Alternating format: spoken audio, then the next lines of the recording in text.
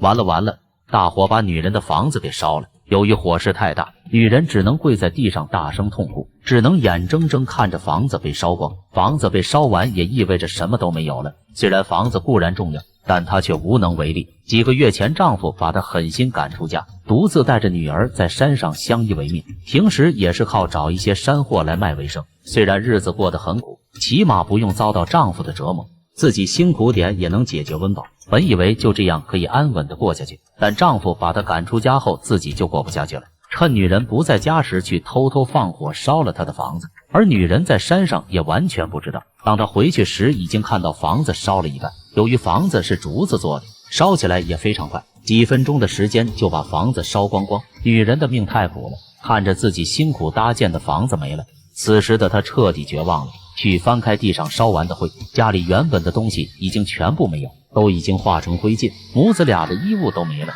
要是遇到天氣突然变冷或者下雨，那就完了，自己還能熬過去，只是可憐了几個月大的小孩。为了避免天气的轉變，他現在需要盡快找可以遮雨的松葉來蓋，不然要是真下雨那就晚了。但現在家裡都被燒完了，只能隨便撿2根竹子來架在石頭上，就算不下雨也能為孩子遮太陽。至於房子後面再慢慢搭建，也好在他出門的时候放在背篓裡一張篷布，现在正好可以派上用场了。要是直接坐在地上的話，很可能有寄生虫鑽進小孩的体内。鋪好後正想好好休息一下，結果就下起雨來，但松葉不能完全遮住雨，雨水穿過松葉落在母女倆的身上，小孩也感到很冷，母親只能把他緊緊抱在懷抱裡取暖，而自己身上卻被雨淋濕。或許這就是母愛的偉大吧。女人看着這雨越下越大，她只好起來把一截篷布來蓋上面，不然這樣淋下去孩子肯定會感冒發燒的。儘管是這樣，小孩還是淋濕了一半，感到冷的他不停哇哇大哭，